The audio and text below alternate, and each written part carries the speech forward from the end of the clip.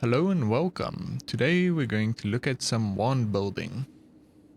So there's going to be some timestamps down in the description or wherever, and you can skip ahead to the more advanced concepts if you want to, but first the basics. So we're looking at a wand. In fact, let's just throw one down here.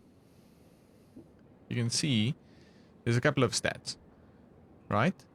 So firstly, shuffle is either yes or no, and it's pretty self-explanatory. Shuffle just means the order of the spells it casts is shuffled. It's random. Spells cost is how many spells it casts at once. Cast delay is how long the delay is between casting consecutive spells or random spells if it's shuffle in a wand. So if we look at, let's say I put this in here, that cast delay is the difference between the spark bolt and the bubble shooting. That's the delay between the two spells. After cast delay, there's recharge time. Now, recharge time is the time it takes after all the spells have been cast in a wand for your wand to reload, essentially, and to start casting again from the start. So notice the time it takes between spells being cast in this wand, and then the time it takes after this, the triplicate bolt is being cast, and the spark bolt is being cast again. So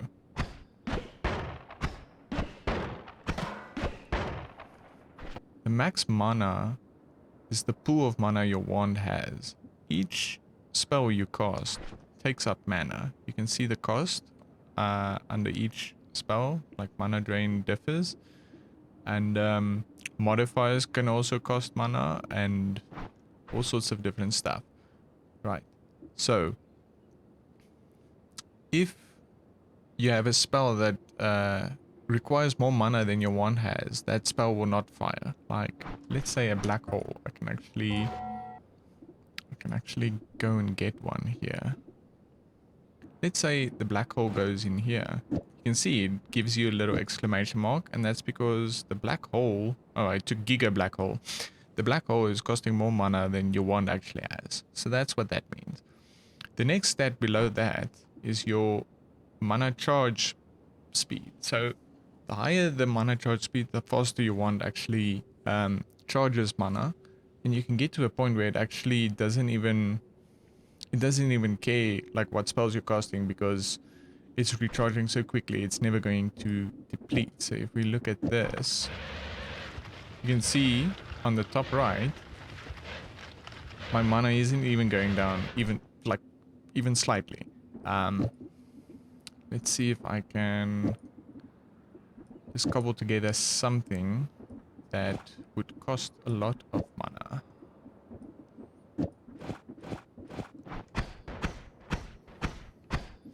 Now you can see it's actually going down slightly and recharging back up. So you can see the charge speed there. Maybe that. Now you can hear that sound. That is the sound of the wand actually running out of mana. I'm using it faster than it can actually recharge, which is insane to think about because the speed is already so high. But then anyway.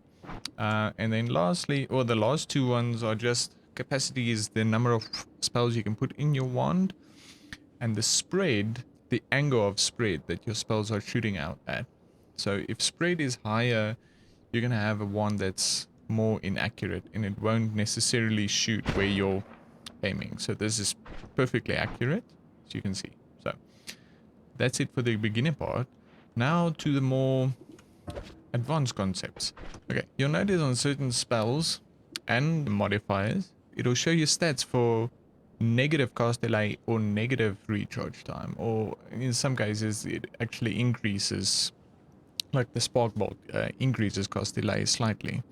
And what this means is that's actually affecting your wand, the one that you're putting those spells on, right? So take all of these out. If I have a spark bolt, this is the speed at which it can cast. If I take another spell, now notice the spark bolt has a cast delay of 0.05 seconds. A bubble spark has a negative cast delay. So you can hear it's slightly faster. And the bubble spark actually increases the spread where the spark bolt decreases spread. So there you go for that. Now modifiers are interesting because they can reduce the they reduce the stats. You can hear how quickly that's firing, and this is the normal speed. So comparatively, you can hear it's much faster. Now, what I like to do with wands is to reduce the cast delay to 0 and the recharge time to 0 if I can, using modifiers and different spell combinations and stuff. So if we take a look at what this would even sound like, you can hear this would give even Harry Potter nightmares. And keep in mind that the sustainability of your wand is very important. And if I add this modifier, the add mana, that should help me with how quickly my wand is draining. As you can see, it does a heck of a lot of damage. So that's what I like to do with wands. But I mean, the glorious thing about Noita is that it's open for creativity. So as you get more familiar with the concepts, you can mix and match the ingredients of your wand to get different results. The other pretty cool thing to do is messing with trigger spells. I have a luminous drill with timer and I have a spark bolt with trigger, just to demonstrate this. So shooting this without all of the modifiers, just shooting a spark bolt that hits this double spell, and that's going to cost both of these, the spark bolt and the chainsaw. And yeah, that's about the speed it's going. And now if we go, okay, so I updated this wand a little bit so that it has a longer recharge time but 0 cast delay. So at the moment you can hear it's firing very slowly, and you can see up here how long it takes to recharge every time it's basically depleted the spells in its thing. Now what you can do is, if you add the spark bolt to this trigger, I can even take this out. Now normally spark bolt is supposed to add a cast delay, but firing it now, you can hear it's about the same speed as it was before. And that's because anything that you're casting out of a trigger spell isn't adding to the cast delay of your wand. So if we do this and we try and ramp up or ramp down rather, the recharge time, you'll hear it's a little bit faster. Now if you add something like a damage plus, and the reason why I added before the double spell here is because that means this damage plus is being added to both of these spells because of the double spell. You can see the damage is up by a lot and the speed is still the same, even though this was supposed to add cast delay. Now, so the positive effects of this recharge time is actually being added to the wand, but the cast delay is not. If I add something like the luminous drill that further reduces the recharge time, you can hear it's even faster.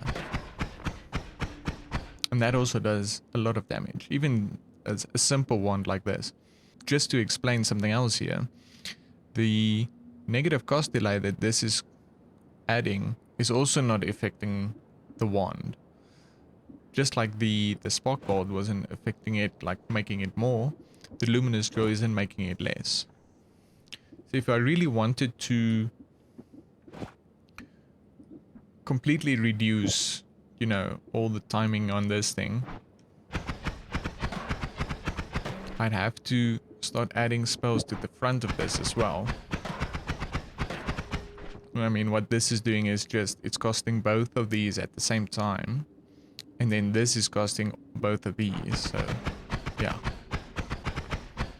It works pretty well. Now the final concept that I want to explain is spell wrapping.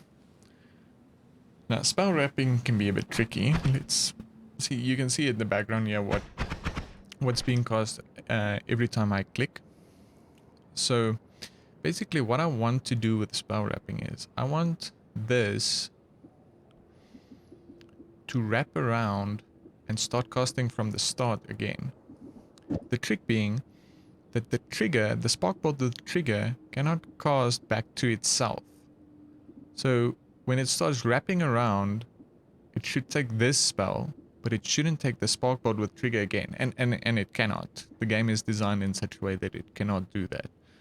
So, but what I'm gonna get from this is, I'm gonna get the positive effects of this luminous draw. It's gonna come here, it's gonna cast all of this, and then it's gonna, when it wraps around with this trigger, it's gonna cast this again, so it's gonna further reduce that recharge time.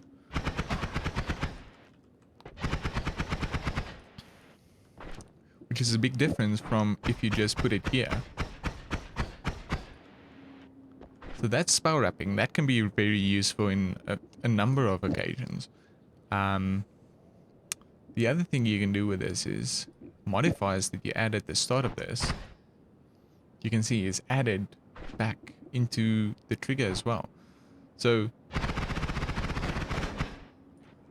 it's almost like cheating the system, except I think it was intentional design. It's supposed to be like this, but yeah. So that's, I don't know, introductory sort of guide to wanding. Hope you enjoy it. If I missed anything here, or there's something else you want me to make a video about, let me know in the comments below. And I'll see you all in the next one. Goodbye.